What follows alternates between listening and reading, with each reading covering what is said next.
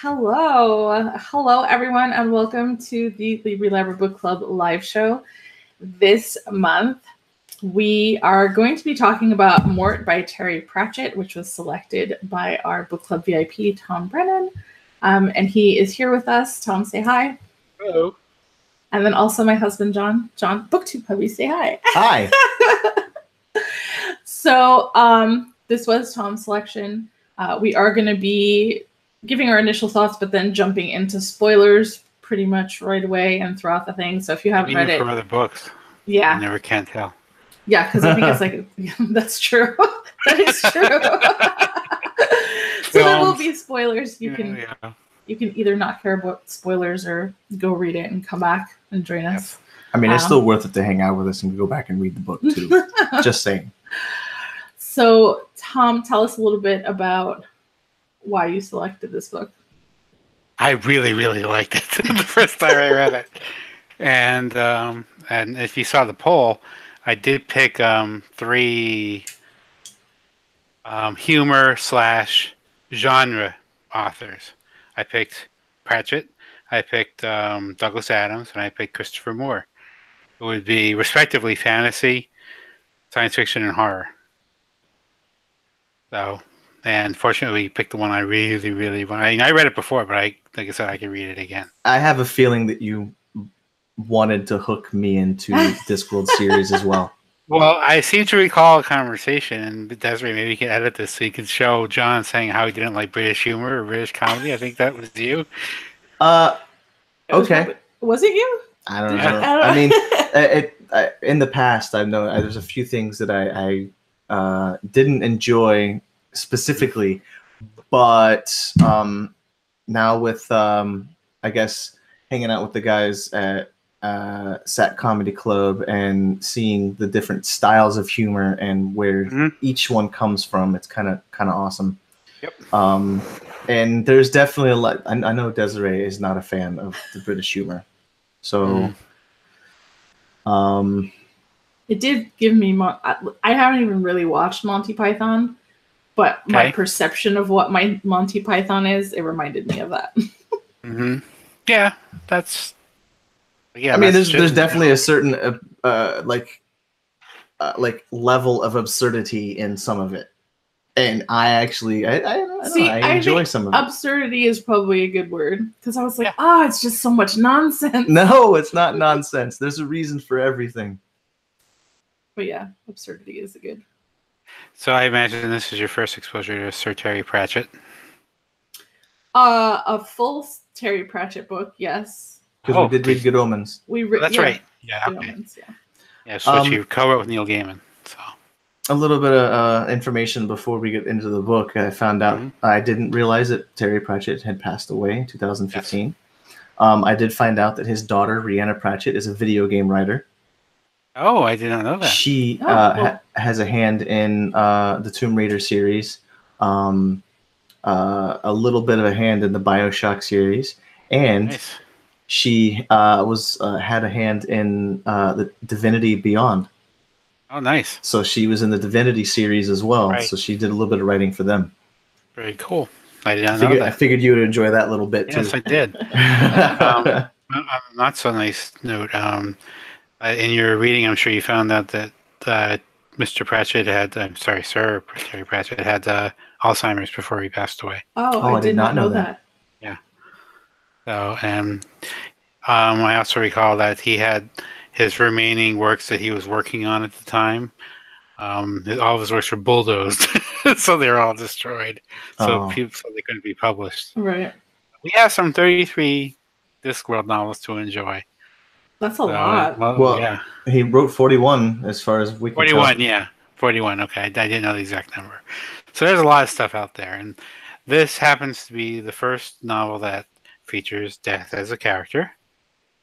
As a main character, I should say. And it's the 4th in the Discworld series in terms of chronological order of the way they were written. So. I feel like death trying to figure out humans seems to be a common theme in a few different books. I was telling John that, like, The Book Thief was a little bit like that. Mm-hmm. Not as comical, but definitely Death just trying to figure it all out. Mm-hmm. He's like, wants something to do with cats or flowers. Yes. Fights cats. Cats are nice. But yeah, he makes an appearance, I believe, in one of the first 2 books, which features another character. The first 2 books feature a character who we saw like right at the end of this book. But if you wanted, should I say who it was? I don't know if that would spoil. It wasn't Duke, was it? The one that... No. Oh, no. okay. Go ahead. I'm not that's sure. the way the Discworld now is. Rincewind. Rincewind. Okay. All right. See, that's another thing I'm curious of when going through the other books is like where they're going to cross paths and what characters are going to be involved where. So that's the reason why I want to go back and read other Discworld novels. It's just to see, because I like those types of things where even though they're not really specifically tied together, but they are. They're like they're little threads that hold them together. Yes. And I'm wondering if it has anything to do with how how Death dealt with his nodes, and wondering if the Discworld actually has that kind of threaded, like how they're all connected to each other. Mm-hmm. Was this the only one that like deals with Death? No, there's 4 novels in which Death appears as a main character. He appears in others, but they maybe be like cameos, so to speak. But I believe there are 4, maybe 5 that feature him as a character. So I was wondering if like there's certain people that Mort has to go excise, I guess. I don't know, like whatever the word what word to use there. Reap, I guess. Reap, yeah, okay. that there you go. Okay, that's perfect. Sorry. But I'm wondering if like there's stories about those guys in other books, like the witch in the circle field in the middle of the woods. Oh, Granny, Goody. What was her name? Goody something. Goody Ham something. Yeah. There's a hamstring. Hamstring, I think it was. Yeah, Goody Hamstring. Was it hamstring? Yeah, something like that. Yeah. But yeah, there are one of the through lines in the Discworld series is the witches, and one of my favorite characters is, if you remember in the book, they had a potion called with Granny Weatherwax. Okay. She's one of the characters in Discworld. Okay. So when people ask, where should I start with Discworld? It's like, well, you can start at the beginning, which is the color of magic, and then continue on from there. Or you can just pick a character if you like a character that like in this one case, Death. I'll just read the Death novels first. So they're connected, but not necessarily. They inhabit the same world, but they're not like necessarily sequels. Okay, all right. It's not chronological. Novel 1, then novel 2, then novel 3, then novel 4. Okay, so that makes sense because I was wondering. I was like, why did he start us on number 4? Mm-hmm. So we got the audiobook. We bought it, right? Yeah, I think we did. Mm-hmm. Yeah. Yeah, and John was reading it first, and of course, John was enjoying it, and I was trying to listen to the audiobook, but I know I had trouble with the Good Omens audiobook. So eventually I was able to get the ebook from the library, and I think that helped orient me a little bit better. I started caring about the characters a little bit more. But you were describing it as like the story having these little bubbles and these little pockets, and I think that's where I get lost. Because I can orient myself in that little bubble where they're describing the things, but then as soon as they move on to something else, I'm like, who are they talking about? At one point, she asked me if the job broker and the fisherman and if all these people were the same guy. And I'm like, no. Like, I don't know. I just he'd be rather busy if he was, but no. If she's not reading it, then she gets lost in... I guess she just gets lost. Well, no, because his writing is very, like, I feel like he just goes on all these little tangents, and he tries to describe things very comically, but I think it steers away from, like, he just puts so much in how he's trying to make things funny. Like, there's so many comparisons, to me at least, Okay. that I get lost. Well, I don't know what you're talking about. I think I can understand, but I mean, it's just that, like, because when he has to, like, paint a small picture of certain things that happen. Mhm. So when he starts talking about the fisherman and how he got yoinked into the river because death scared the fishes, and that one of the fish, like one of the largest fish, grabbed the guy's hook on the way by, Mhm. so he got yoinked into the river. And then there was a small story about his wife and how he felt about life, and Yes. he got angry that death pulled him back out of the water. He said, "What'd you do that for?" And he said, Yeah. "For later." Yeah, for later. And Yeah. apparently that him saying that gave the guy he just sat in front of the fire, shivering, thinking about it, going, what did he mean for later? But we may see him in one of the other novels. That's the thing. That's Right. So, and she's like, what does he mean? Was her name Gretchen or something? of his wife. Yeah, I forget. I don't know, but she was like, what does he mean? Who's Gretchen? I was like, what does this have to do with anything? I'm like, it's got a little bit to do with something. It's just the idea that this happened because Death was trying to learn fishing. Right. But I mean, like, even the names of, like, Ankh-Morpork. Yes. Still lot. I don't know. And still Hellet. Yep, still Hellet. The spellings of the names, you didn't see them because you were... Right, I was listening to everything, so... But they were kind of interesting. I mean, what constitutes the name of a city anywhere? Ankh-Morpork? Really? I mean, who names a city Worms? Or Booger something? Yeah, that was a city named Booger something. In real life, I'm saying, like, there's...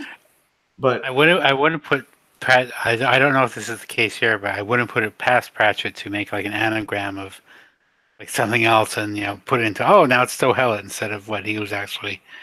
I don't know if the name, if you scramble the letters, it means something else.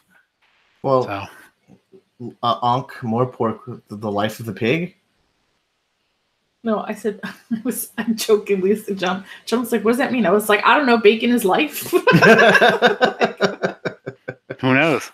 They did. I feel like they did mention bacon a few times. Yeah, well, there was one point where he was like, he was talking about the food of, was it Ankh-Morpork or was it one of the other cities? Clatch, I think it was, wasn't it?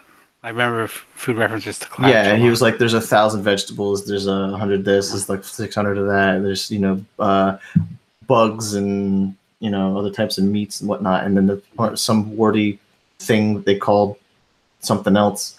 And there was actually, I noticed there was a couple references to that specific food or delicacy that he mentioned a couple times, that one of the guards was actually eating that in the other place whenever he went to go reap from the emperor, the child emperor, and the vizier. Right. So man, it's just so many things that just yes, dive back to each other. Mm-hmm. But it was mentioned that he detailed every little bit about a certain plate of food, and he goes, or you could just call it, bacon and eggs. Yeah. There's a tiny bit left.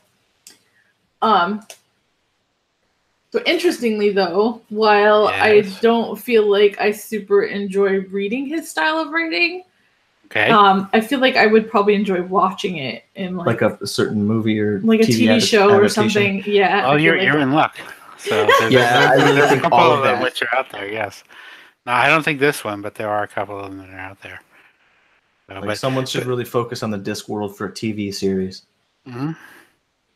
I think that would actually get a good bit of. I mean, people don't. I mean, not everybody knows about his work, to be honest. Right. I think they should. Mm-hmm. Well, look at that. I know there's The Color of Magic is out there, and I've seen that one. That was good. And there's also Hogfather, which is a seasonal story. Which is a seasonal story. And again, I won't go into it because, well, spoilers and such. But I was trying. It's really good. Look at the titles. Yes. Of the Discworld books? Yes.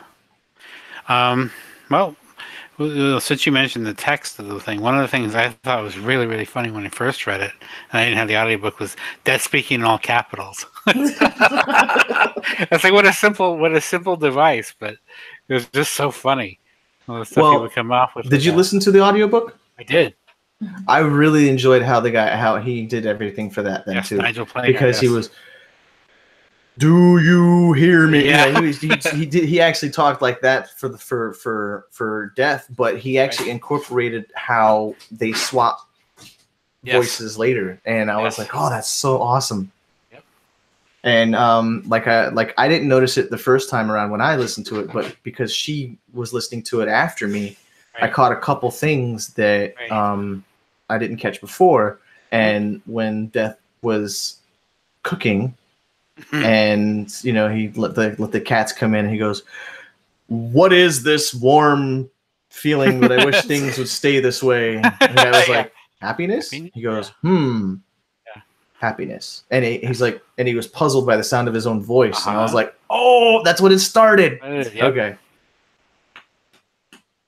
So, I mean, the book is about Death in a way. I mean, he does have a character arc of his own in here too. Oh yeah, absolutely. And I like how Isabel sets it up. Which was? What do you mean? How Isabel sets it up? At like when she first gets to actually talk to Mort, that she's like, that she explains that he doesn't feel things, he doesn't have the glands for it, and that he actually tried before to see, you know, what humans were about and try to actually act like a human. He tried to learn to play the banjo. And then, like, since he got he'd never known what a day off was, and because he hadn't had one, so Mort asked him for one, and then in turn he gave Mort his duties, and he took his day off, and that's what this basically was. So, and then he tried to learn more human things. And I mean, that was when he was in the drum, something drum. I can't remember the drum, what the first word was, but when he was with the bartender and he's saying, "Oh, I have no friends." It's, oh, that was so sad. Yeah, nobody invites me to parties. Yeah. Everybody hates me. Yeah. Yes, yeah, he did say that. I also like the fact that after all that's mentioned, that when he's invited to their wedding, he goes, why shouldn't I come? It was the first invitation I ever got. It had gold trim and RSVP and everything. Yeah. He was all excited for it. Yeah. But, which, you know, I mean, you know, the way events, I mean, one of the distinctions he makes pretty early on in the book, there's death and then there's fate. You know, fate tells you when you're going to die, but death is the actual reaper that takes your soul. So, and let me think about this.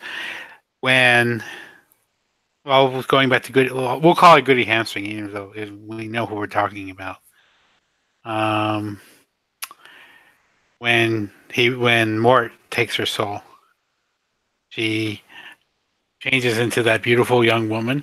That's how she always envisioned herself to be. That was really well done.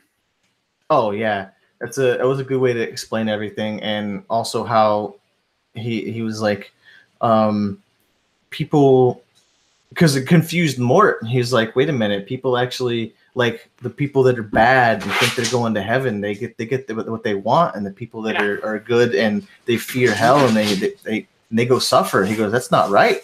He goes, well, there's no justice. There's only me. Yeah, there's only me. Only this. So I wanted to give a quick shout out to Chloe, who popped into the room, just to say hi. So hi, Chloe, from Brunette Bibliophile. Nice. So, and then one of the other great imaginative things, and yeah, I could see this playing out in a TV show or a movie when, you know, he saves the princess Kaylee, and that creates an alternate reality that, you know, is a dome, and it basically starts getting smaller and smaller and smaller. Like when Mort was in the inn, and you know how he left it and it changed back from things Queen's were Head. changing. Yeah, I thought that was brilliant. That was really well done too. Wait, So what? It was shrinking like Fortnite. Yeah, Yes. the reality. Oh, okay. Yes. Yeah, put it in terms you can understand. Yeah. Well, I know, but I didn't know I'm what you said kidding. after that. When it was what it corrected Oh, what? he was saying because like when he was at the bar or something, At the their pub, yeah, at the clothes end. changed and everything. Whenever they Yeah. described that it had passed through, and he goes, "Your shirt was green a minute ago." Yeah. Yeah, I did enjoy that. Did you also realize that what Death handed him at the end Yes. was that? hmm So it was the pearl with all that involved. So when this reality craps out, What do you Yeah, do about when this? I'm- I don't know. My puppy's She's scratching at the door. I don't know if you guys door. can hear that or not. I'm sorry if you can. what are you doing? Stuff? Human stuff? Hold on. So She's probably hungry. Oh, she probably won't need to go out. You think so? If you fed her already. Well, I don't know if you want to go check on that for like a hot second. It's more like 20 minutes. I'll be gone. what are we doing? Hold on. Okay, he already fed her, so yeah, I guess that's her. That's her. Hey, Okay. I'm done. So we should think about this next time. What time you the timing do of this? True. Because the doggy needs to go. Maybe she'll ODT. go quickly. One would hope. So have fun explaining to Desiree all the Mort things. That's where you usually ask questions. You guys can do questions. I'm gonna miss some cool stuff though. All right, I'll be back. Okay, we'll like we can watch it later. Recap. I had to explain this to Desiree. I had to explain this to Desiree. So, have you ever seen Dead Like Me? No. Okay, it was actually with Mandy Patinkin. Hmm? And I don't remember, like, it was a while ago that John and I watched it, but Mm-hmm. there was a bunch of Reapers, and Mandy Patinkin was kind of like the boss of all the Sure. Reapers, and he would come down, he'd give them their assignments and tell them who they had to reap and stuff like that. And some of the Reapers were like super quirky, and it kind of like, even though it's not exactly the same, it reminded me of that a little bit in the quirkiness of it. Sure. And kind of the rules they have established and stuff. So I think Death's voice annoyed me a little bit, but I did like how it came into play with other things. Are you talking about the audiobook or the audiobook? Okay. Yeah, when I first heard that annoyed the crap out of me too, because I was used to I was just reading it and saying, "What the hell is this? It sounds stupid." And then I got used to it, and then it was okay. But yeah, but like I said, that was one of the things that hooked me on the character of Death. Was like I said, it was just a simple device of making everything he says in capitals, but he gives it such ridiculous things to say that it makes it funny. So Right. And since I was listening to the book today, I had told John that Mort means death. Yes. Yeah, and so I don't think he knew that, but he was like, "Oh, does it?" Yeah. Right. I mean, it's Mort in Latin, and I think also in like Old French or something like that. But that is true. So it seemed appropriate that they named him that way. I liked the whole bit about the books. The writing, yes. Yeah, when Isabel was first talking about them, I thought she was just in a library, like a regular library, reading the stories. But then she was like, "Yeah, there's a story about this girl that fell in love and then she killed herself." And and I was like, clearly she's talking about Romeo and Juliet, but they're real in this world. Right, exactly. It would have been yes. I was like, are they just a story, or she's talking about them like they're real, like it was a real life? Well, is there a real difference then? I mean, that's the question that can be asked. Again, supposing there's a library somewhere and all of our stories. Oh, and then they have the book talk discussion on YouTube, and then right on somebody's reading that. I mean, not that it would be an exciting read, but I thought that was a good meta introduce into the thing. So yeah, when they were reading, I was like, he's right behind us. Why she drops the book on him? Yeah. Ow. Yeah, there was some definite laugh out loud moments. but I guess I kind of thought Mort was going to end up with the princess for a little while. Yeah, he led you to believe that, but no. Apparently, it was the wizard that was going to be with the princess. I can't remember his name offhand now, but the way they painted their Isabel's and Mort's relationship at the beginning, so yeah, they were probably going to get together because that's usually the way these things go. And these things that, oh, I hate you, oh, I hate you more, and then and they resolve it. Like when Mort allows Death to believe that it was him, and who leaving the books around and that sort of thing, when actually it was Isabel. Mm. Because he picked up the evidence, the handkerchief, and the thing. So. Well, I don't know if John just texted me. Oh. No, it was Facebook. Okay. Yes. So, out of like everyone in this novel, who would you say your favorite character in the novel is? The reason I read it was for Death. so that would be my main character. Yeah, I love the way he portrays Death, and apparently, I sent you the video on our VIP chat, and how a lot of people have read this book and were comforted a lot by the Pratchett's notion of death. Really? And, yeah. I surprising. He tries to do the right thing, and he's a sympathetic doing character. His job. Yeah, but that's early in the thing. I think they said that you want to be careful that how did they put it, that you can let go of your job. Right. And, Death has no option. He has to do it whether he wants to or not. And again, which I thought was pretty sad for Death, because like you said, he was like basically a fry cook, and he has all his cats and everything. And he's happy. And then the wizards, Albertus or Albert pulls him back out of it, and it's like, well, that's hardly fair, but I mean, I guess you would think if your job is to, John was trying to explain it to me, because he was like, well, he's not actually killing them, he's just taking them when it's their time. Right. But I guess if you have to do that day in and day out, it's better off not to have any emotions about it. Mm-hmm. No attachments, no feelings. Well, I'm surprised you haven't mentioned this then. So I guess I will have to. When the very first time that Mort and Death are together, when they're on their way to the curry, he encounters those kittens in the fountain. And I just how he hates people. You don't remember this? I don't think I remember that. I don't remember anything about kittens. Well, I'm already halfway through the story. he finds the bag of kittens drowned, and then in the river, and he pulls them out and he takes their souls and he puts them in his robe, and how he says how he hates humans. For that reason, sympathetic. Like I said, it was I thought it was a really well done scene. The other one was with the listener, the one who reincarnates. So yes, so basically it's like, you're not your first rodeo, huh? It's like, well, no.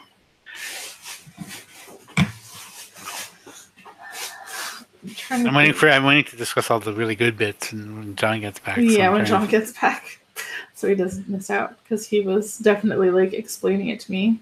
Mm-hmm. And he gets frustrated because I'm like, wait, what are these people? Who's talking to who?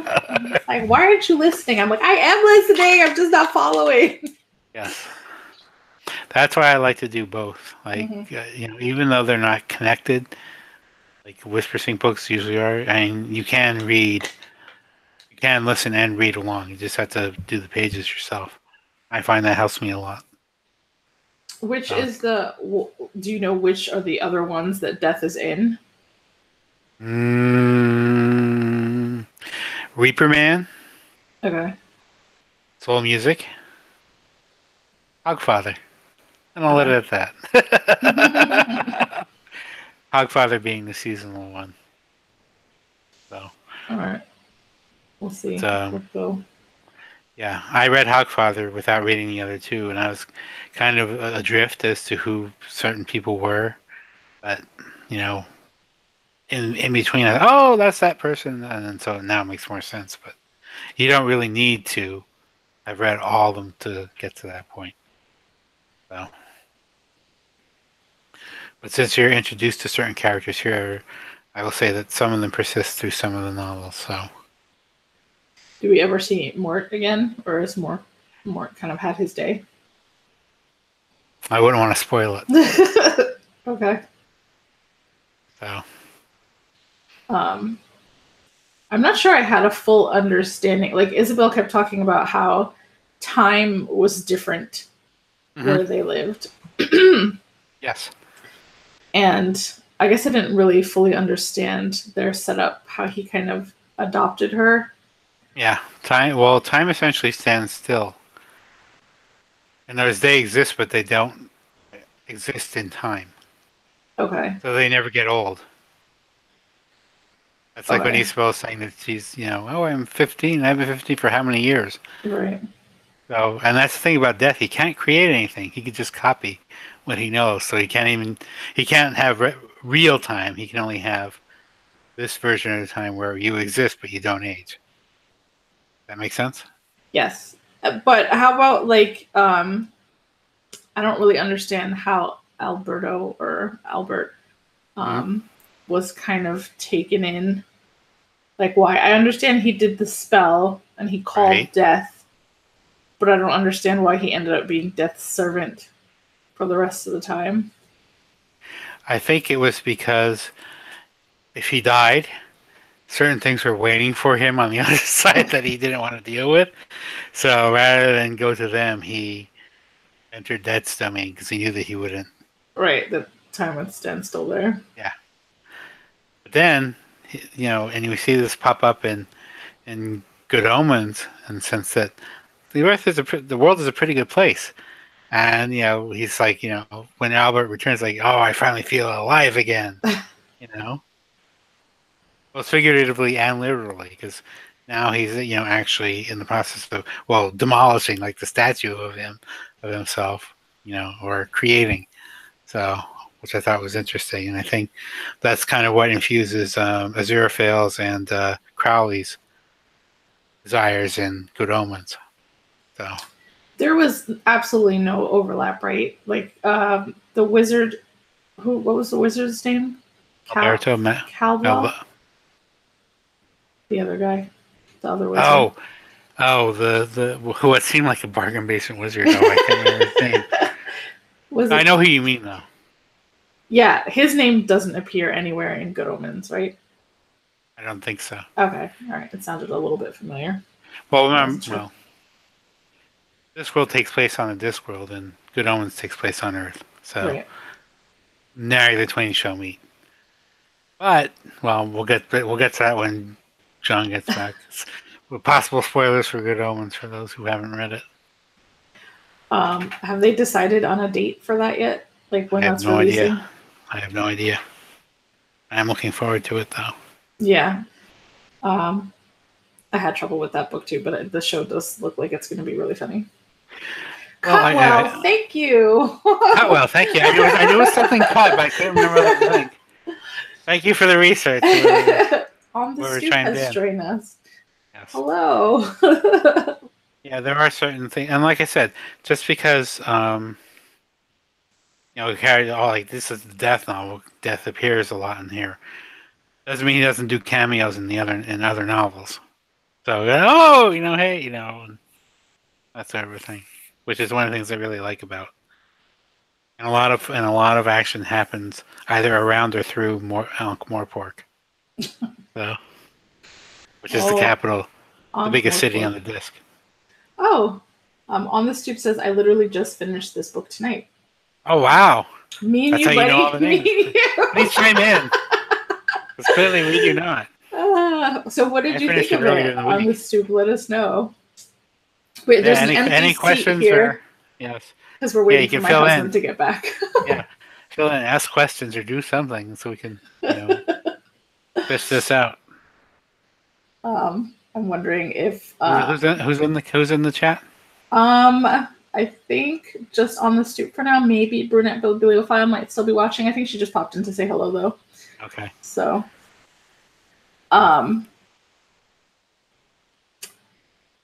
what did you think of Mort as a character? I liked him, and I was gonna. Well, I guess I'll say it now. And I can say, how'd you like the fact that I picked a YA book? What is this, a YA book? What YA book? Ward is 16 and Isabel is 15. The main characters are in that age range. How did I miss? I knew that she was. I must have completely missed that he was 15. Yeah, he's like 16. Oh wow. That's funny. So. Okay, so On the Stoop says, I really enjoyed it. I read it for the first time over 20 years ago. Oh, nice. So it's a revisiting. Have you read the other books in the series On the Stoop, or in the Death series or the Discworld series? In the Discworld series. I've read the first 5 so far. Okay. So, which covers the first 2 are about Rincewind. One's about the witches. This one's about death, and I can't remember what the other one's about. It may be the witches again, but not that it matters. But you can tell as you progress, books are better written the further you get into the series. So, do they also get funnier, or like is his humor pretty much the same throughout? It's probably more of the same, but you know he gets cleverer with I think that's the word. More clever with the way he alludes to stuff and that sort of thing. There's in one of the books, he takes a swipe at Anne McCaffrey and her Dragon Riders thing, which is pretty funny, but I won't say what it is. So, but like I said, he gets more referential like that. So right. So On the Stoop says, I have read about 10 of the Discworld series. Haven't read any of the other Death books. Oh. So I guess there's enough for that to be possible. Superman, then Soul Music, and then Hogfather. So Hogfather would be very appropriate for this season. I'll just say that. So, also on Netflix, as I recall, which is a fun time too. Really? Yeah. We have to check that out then. Yeah, the Color Magic. Last I saw the Color Magic / the Light Fantastic and Hogfather on Netflix. And Tim Curry was in one of them. He was awesome. But anyway. I will see. I actually still have Netflix right now, so I'll check that out. Yes, and the Discworld itself is the disc balanced on the backs of 4 elephants, which are balanced on the back of a turtle. Great Atuin. Right. How's that for world building? Yeah, that's so whenever he talks about hub words and such, or rim words, it's like, oh yeah, okay, I got to think about what that means. But one of my favorite descriptions of his is when he talks about the light on the Discworld being a little bit slower than regular light, and how it just lays in the pools on the ground and such. It's really, really, really cool. Like when Death and Mort see the sun underneath the disc. And when Mort says, who sees this? It's pretty much just gods and us. Right. It's like, wow. So again, that would be a very cinematic moment they could wow people with. Yeah. I agree that it would probably make great visuals. Oh, yeah. Go ahead. I like his... Maybe the delivery just isn't in my head, so when I'm reading it, it doesn't sound as funny. But I feel like if it played out, it would probably be better timed and funnier. Which I think helped John because he did the audiobook. So, and I've been watching British Comedy for so long that it's just I can read it and be perfectly happy with it. So, I don't think I read enough of it. So On the Stoop says, I had forgotten about the funny footnotes. Yes. That had confused me a little bit because I was listening and trying to follow along, and I was like, this isn't what they're saying. It doesn't match up. Yeah. No, this book is broken. do I have a different copy? But yeah, the ebook, as you probably figured out, has them as well. But you have to look really, really close to find the asterisk to say, oh, there's the reference and such. And now you know who puts all the goddamn footnotes in Good Omens. I believe it was Terry Pratchett. I'm kind of curious, like, because I remember more of Terry Pratchett's style and writing from Good Omens, so I might have to read something by Neil Gaiman and kind of go back and. Ooh, I know. American Gods. I have that, so I probably should read that. Get it off your list. Yeah. Did you watch the TV show? Yes, I did. Okay. Yes, I thought it was particularly well done. So. I had my roommate started watching it. I was like, "No, don't watch it without us." And then he stopped watching it, and he's been yelling at me. He was like, "You made me stop watching the show, and I haven't watched it." So On the Stoop says, "What was our favorite scene in the book?" Desirai? I think for me it was when they were dealing with the books in the library, specifically when they were trying to identify Alberto. And, you know, I thought that scene was pretty funny because she was like, okay, I'm going up the ladder, you hold this or whatever. And he's like, well, it could be dangerous up there. She was like, it could be dangerous down here. Listen, I'm going up. At least you know which way they're coming at you that way. So I liked that scene. Like, I just like everything about that. I've done like research here and there kind of about the Library of Life, like the Akashic records and stuff like that. And so I liked that it played into that sort of. How about you, Tom? There were a few. That was one of them when they started reading the book and they dropped it out at the bottom. The duel at the end, I really like that. You know, in a sense, I think Death was toying with them, or like letting them. How should I put this?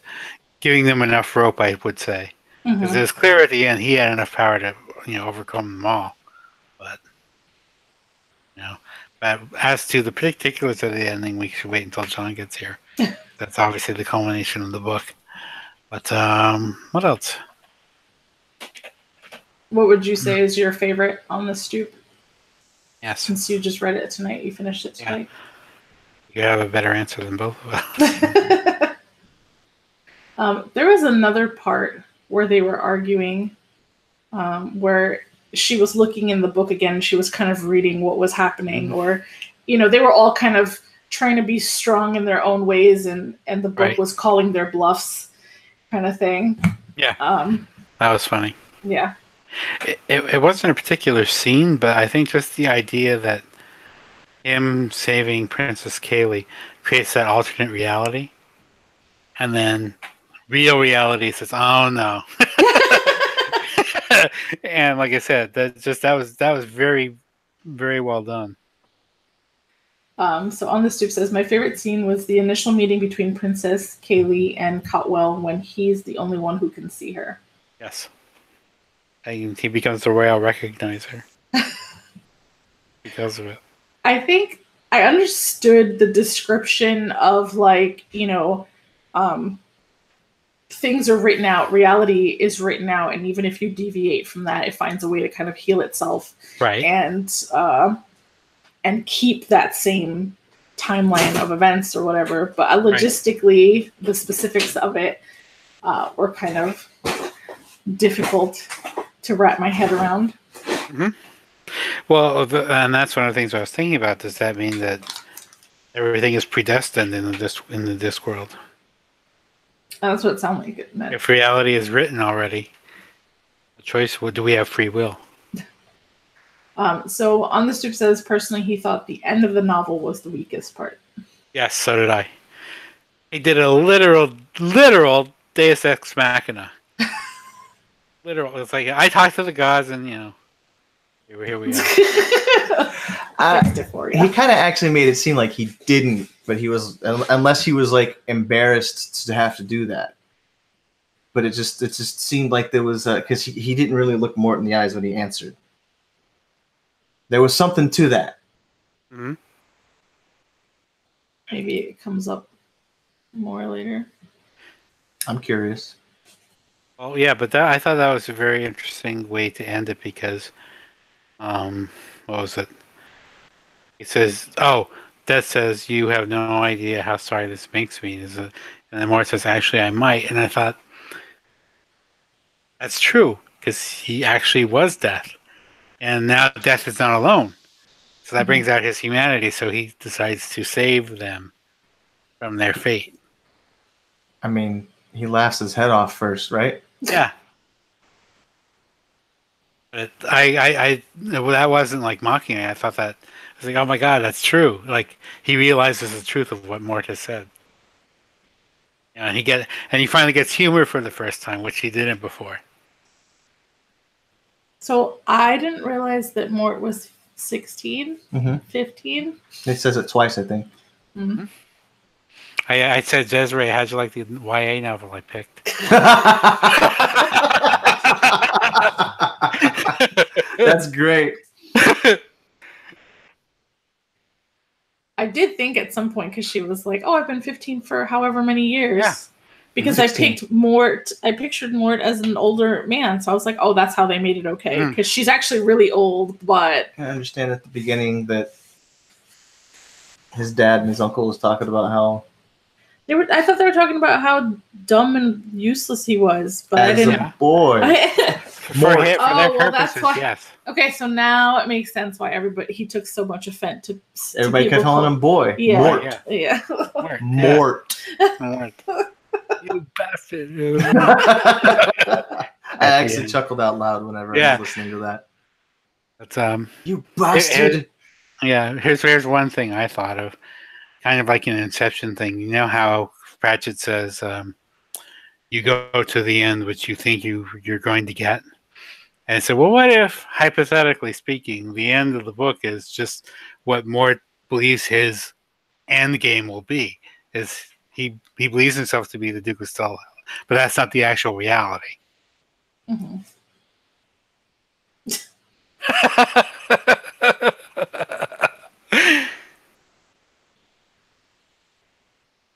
I'm sorry, what? No, I get it. But yeah. Wow. I mean, maybe. That's interesting. And he hands him what the universe reality, that... Yeah. It's like waiting for the quarter to drop in Inception, but anyway.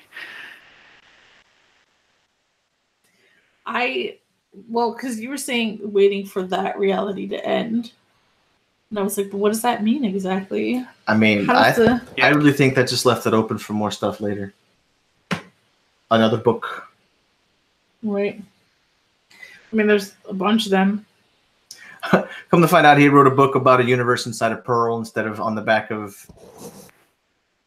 What is it, 4 elephants? 4 elephants on a turtle? Yeah. Great Tatooine. That's the turtle's name, but yes. Who also figures in one of the later novels, but that's the story for another time. I'm sure. While you were gone, Tom mentioned that there's a few, I think, of the books on Netflix. Yes. The Color of Magic, / The Light Fantastic, and Hogfather. I think I'd want to read them first, though. But yeah. Mm-hmm. Or listen to them first. Yes. Whatever your argument is for that. Preferred mode is, yes, preferred mode of learning. Well, I'm saying, how many times I'm like, oh, I read that. And they're like, no, you listened to it. I'm like, I consumed that book, okay? You consume the content. Yes. I know the story. Maybe better than you. Okay, somebody read it to me. Does it matter? But Nigel Planer did a really good job. If you've ever seen The Young Ones, he played Neil on The Young Ones, and he used that voice once for one of the thugs. Like, Neil! For one of the thugs? Yeah. Okay. So, what would you say is your favorite scene in the book? That's hard to say. Yeah. There's just a couple times I think I liked like the scenes where death is. I mean, there's one point where he's like, he has a row with the guys playing craps in the alley. Okay.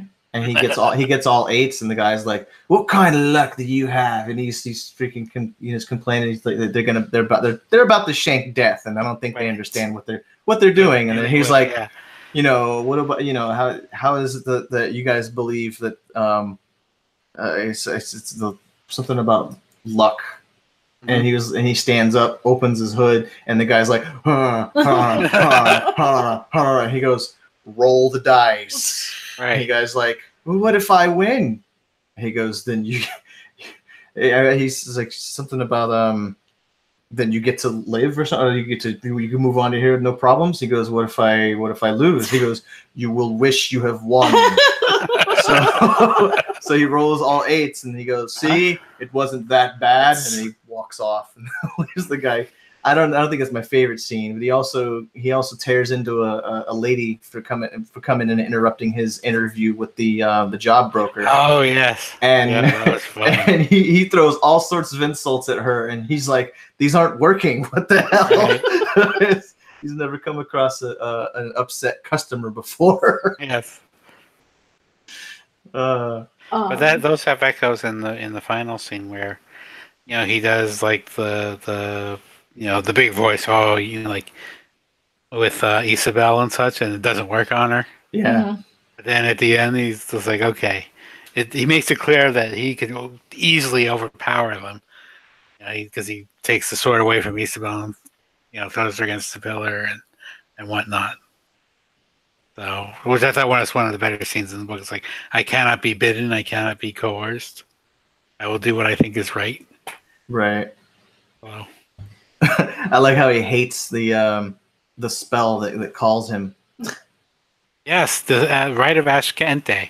Yeah. Yes. Which I will mention that I don't know if this is true. If anybody has any research to back this up, but I just thought it was interesting that the wizards are trying to summon death. That's exactly the way the Sandman starts. Oh, really? That's the premise of the Sandman series, the comic books by Neil Gaiman. And that's interesting. Oh, I'll have to.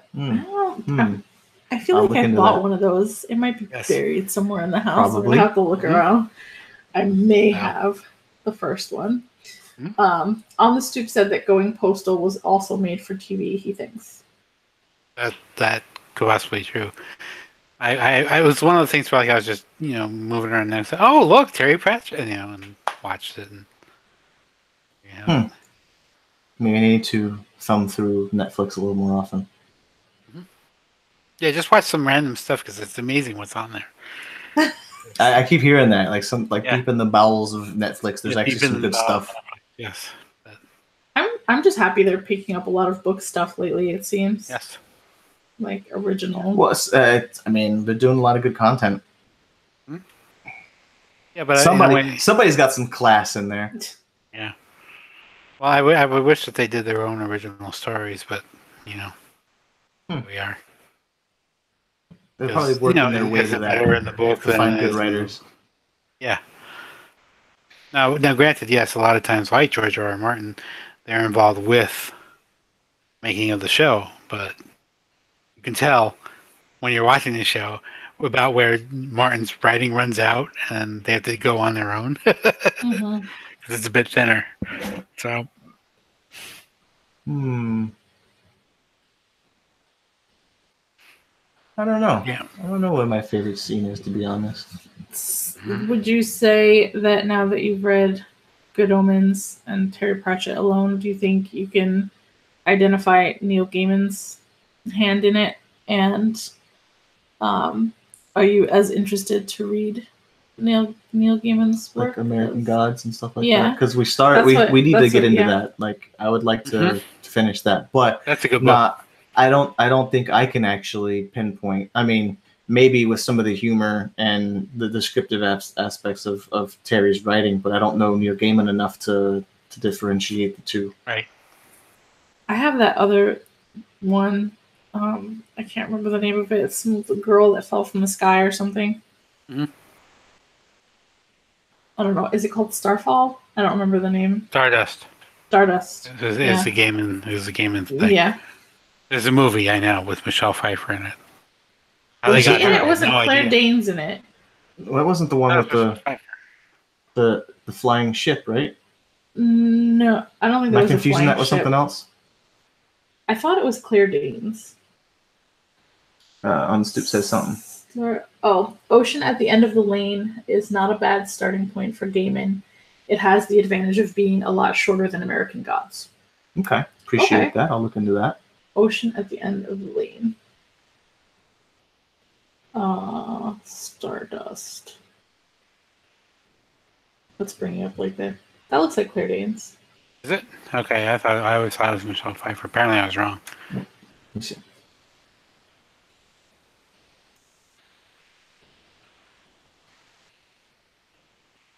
I did not see that movie. I swear we good. saw this movie. I swear we saw this movie. I didn't. Really? Maybe Jeff was watching it and I saw I don't pieces. know. I I don't don't know. remember seeing that, Mhm. but I do have the book somewhere. Okay. It's Over a big here. one, isn't it? No, Stardust isn't that big. Okay. Some people loved it. I don't know. Yeah. While you were away, John, I had mentioned to Desiree about the video that I linked in the VIP chat and how a lot of people have read Mort and the way Pratchett's death operates, and they said they were very comforted in reading it, and they hope that he's right. Yeah, right? That you can actually That's the believe way. what you want your afterlife to be. Right. Or the way just death approaches you, and there's no justice, just us. Well, I mean, it kind of opens up the fact that there's really, and everybody hates him for really no reason. Like, death is death. Still, death happens. He's just helping you through. Mhm. But everybody's like afraid of him they think he's the one killing everybody. but Right, he's you not. put blame somewhere. Right. Yeah, I mean, that's fate. You tripping and rolling down a mountain and landing on a freaking a twig that that's not Death's fault. Mhm. He's just like there to help you get back up and move along. Yeah, move on to your destination. Yeah, your next destination. Everybody hates me. But, You drunk, and like I think, don't you? well, I remind. Well, apparently Desiree forgot, which I'm kind of surprised about. I'll bring it up again. The scene with the kittens in the river. You remember this, John? It's toward the beginning of the book. It is towards the beginning. I don't know about the. It's talking about the. Like he reaches down and pulls a bag. Pulls of out the kittens bag. out. Yes. Yeah. Was it in a river or was it like I thought someone just threw it in the bottom of a barrel or something? Yeah, something like that. I was like, oh, people, what's the matter with you? And that's what Death says. I hate people. It's not very nice. So On the Stoop says, is Pratchett writing fantasy with a humorous slant or writing humor with a fantasy backdrop? Both. No. Go ahead. I feel like it's the latter, more so the latter. Writing, I don't know. Writing humor. It kind of seems like Maybe humor both. is the core. I think you're right because I mean there is some. What is it? What did I say earlier? It's the what was the word I used? And you were like, absurdities. Yeah, there's like certain absurdities in there that's like, what? Where did this come from? So, but I think it's put in there just to get that laugh or chuckle in there. So, I also think that there's so many like bad things in life that if you don't know how to laugh about them, they're like kind of hard to get through. Like I feel like laughter saved my life multiple times, and there's so many like life questions, things we don't know. So why not try to tell those stories humorously to help people deal with them, to help people cope? I mean, just like you're saying that people found some comfort in his depiction of death. So I really do think I like the idea of. I wonder how he came across this. He was like, "What if Death wanted a day off?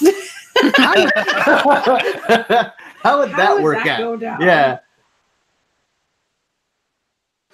Yeah, I think it just worked out that way. That he said, "Oh, here, I'm not sure that he wanted a day off. It's just like, oh, I have somebody I can give, the duty to, and here you go. And then he found out he enjoyed it.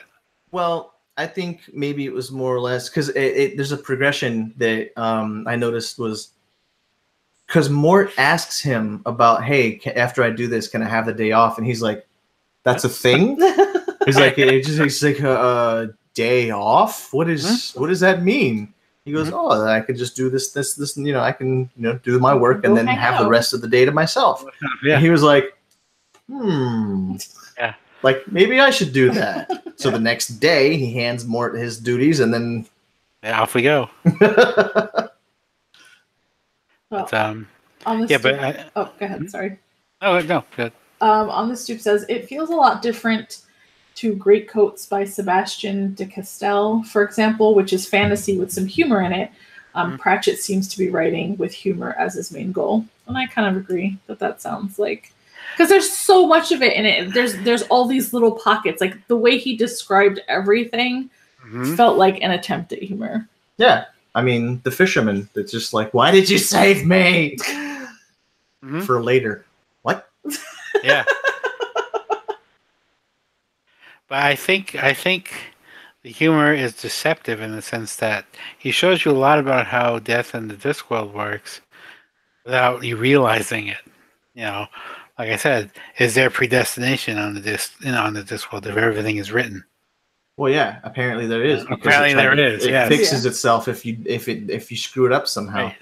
And in a certain sense, it doesn't matter who fills the job or how it's done as long as it gets done. Because one of the things about the new reality as opposed to the old one is that in the old reality, the evil Duke united everybody by conquering them. Here, Mort and Isabel are supposed to do it through diplomacy. Right, because they actually they somehow made Isabel a duchess, and then because he married her, he became the Duke of that area. Yes. So they actually united via so history their friendship continued on in this expected path, but they had different actors in those roles. So did they explain what was changed in order to let a wizard marry and do things? Because it said multiple times as she's like, wait, aren't wizards not allowed to? And he's like, they're supposed to be celibate. Yeah. And or when she apparently she yelled at death at the end, and she said that her chest was heaving in such a way to make Cutwell not want to be a wizard anymore. Yes. Yeah, I think with Pratchett, yes, he does use humor to ridicule some fantasy tropes as well in some of the other novels. So, in this one though, I think he's using the fantasy, but putting a humorous spin on it so that it makes it more palatable and makes it more enjoyable for the reader. Get his ideas across. Is that the idea that most people really don't read? I mean, that it's in order to bring in people from other areas to read fantasy outside of just a fantasy, like fandom. I mean, maybe just like it's just. I think he was just all thought it up as this would be funny. Yeah, and I'm sure there's a lot of that too.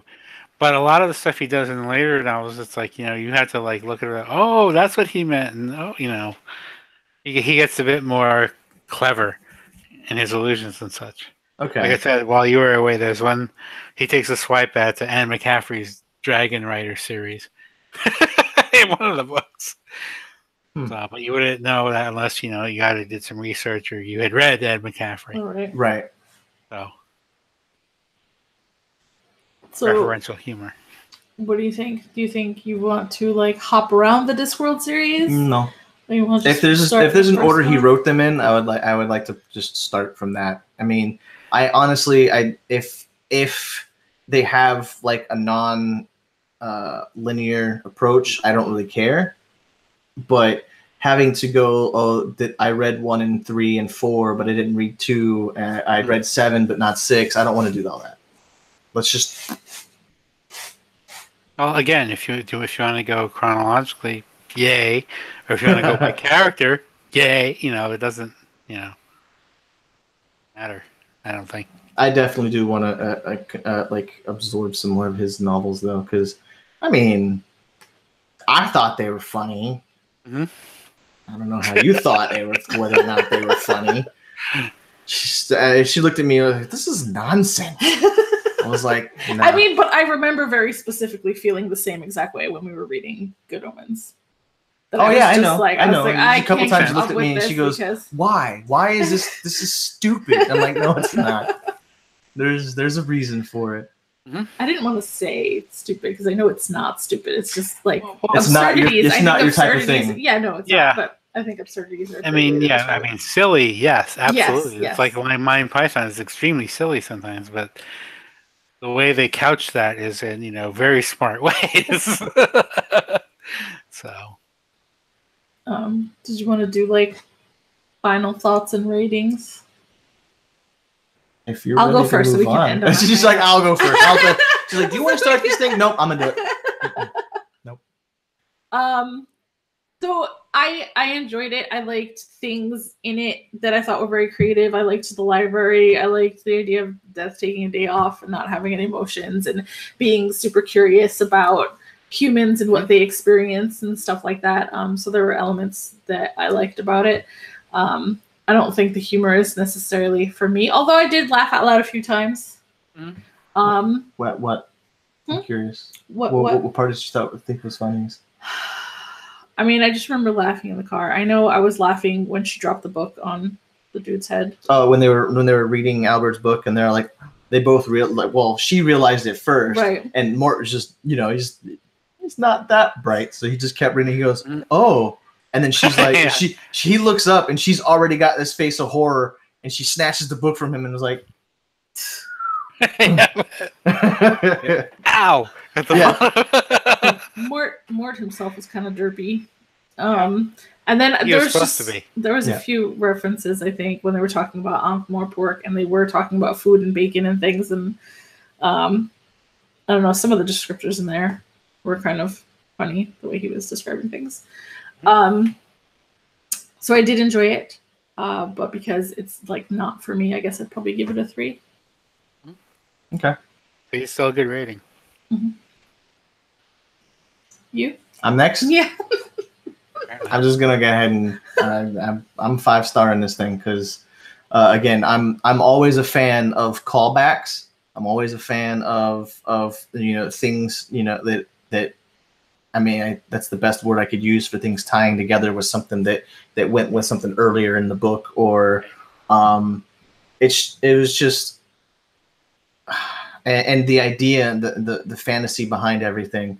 I like stories like that anyway. So, my favorite parts of the books where Death is interacting with humans and asking them questions.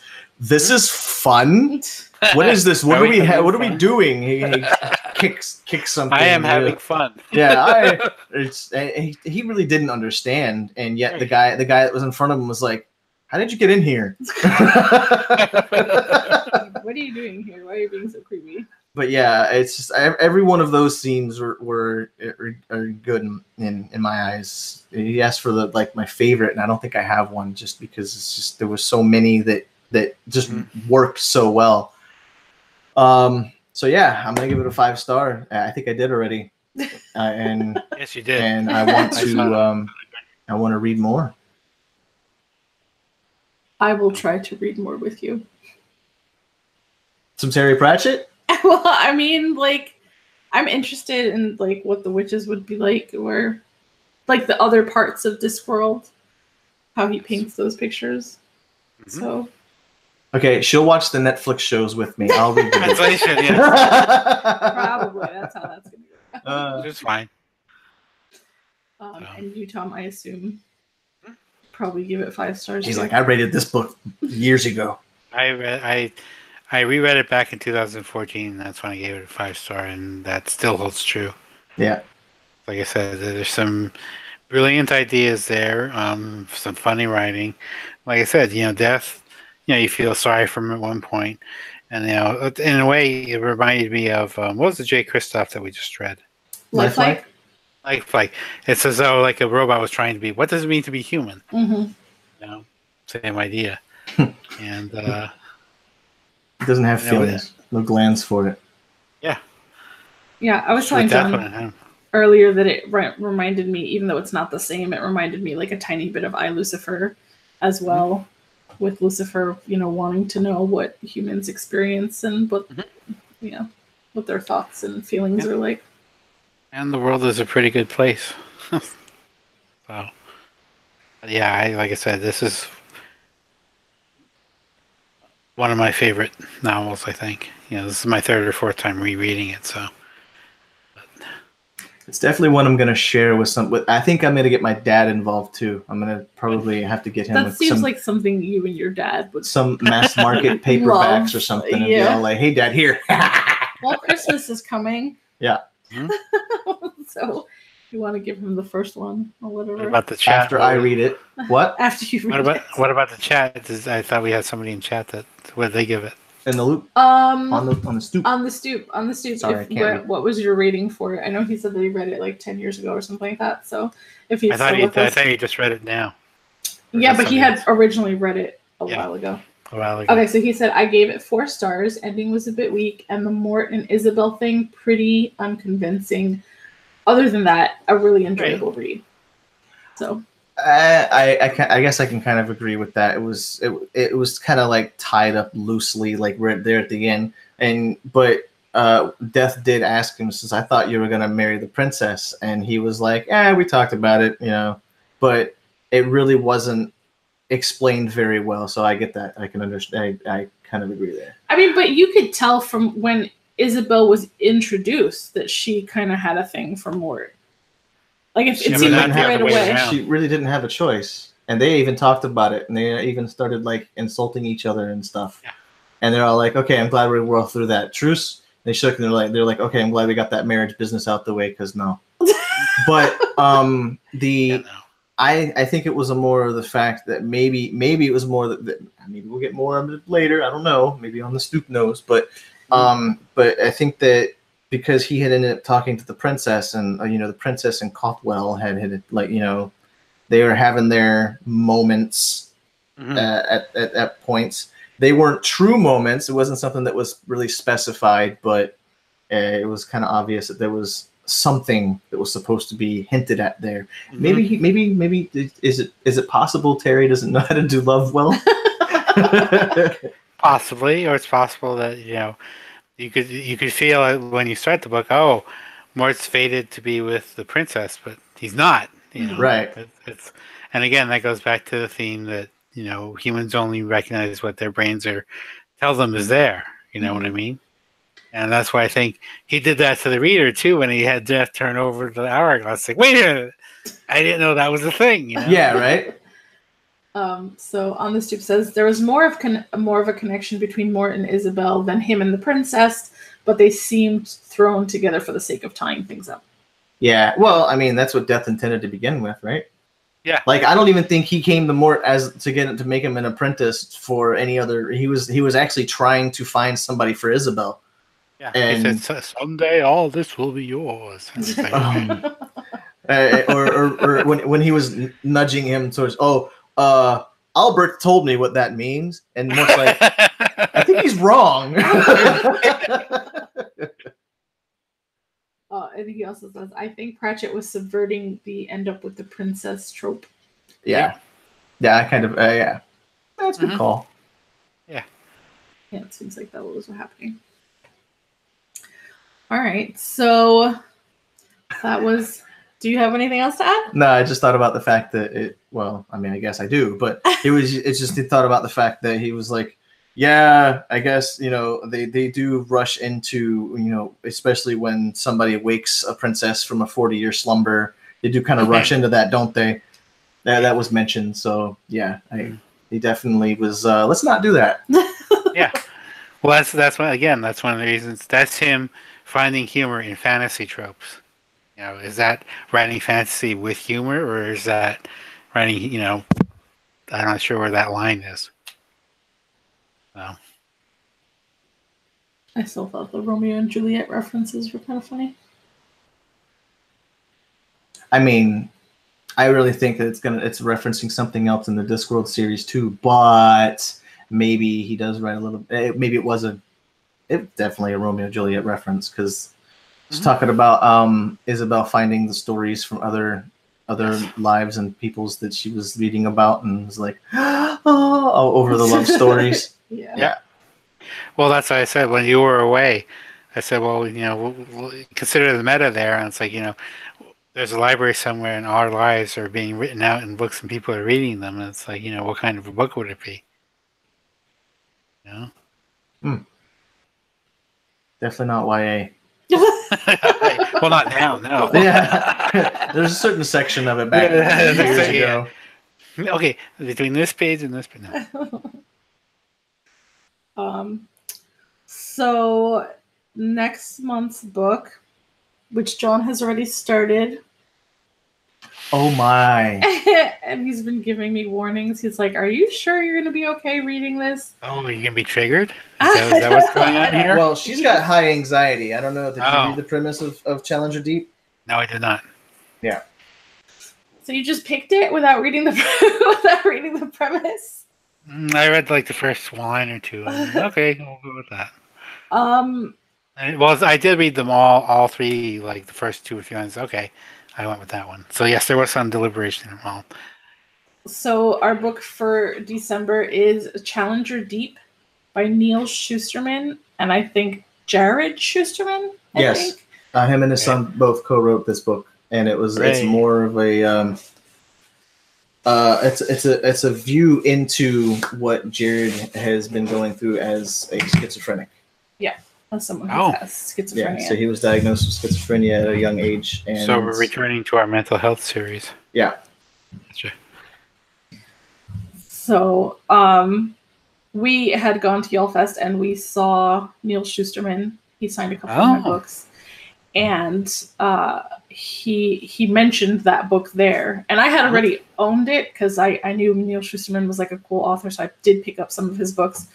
And yeah, we got Sight and Thunderhead too. And I didn't realize though that he had co-written it with his son who had schizophrenia, and so whatever. And so lately I've just been trying to put selections from my own books, so I'm not adding more. But I'm looking forward to reading it. Hopefully it doesn't trigger me. I'd be all right. But John was like, it's giving me anxiety. Yeah, I was just reading it. I'm like, oh my, I just can't imagine actually living life like that. But I know some people do, and I think I can relate a little bit to some of it, but this is an extreme case, and I like it's a good. I think it's really is a good way to show people like what these kind of people like what they have to deal with in their own minds versus dealing with everybody else going, "Are you all right? What's going on?" And not really understanding how they should be dealing with it from the outside. Right. I did really like that it was co-authored with his son. So, yeah.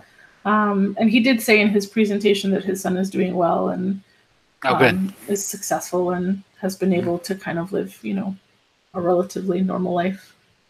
So, I wish I had the book to hold up.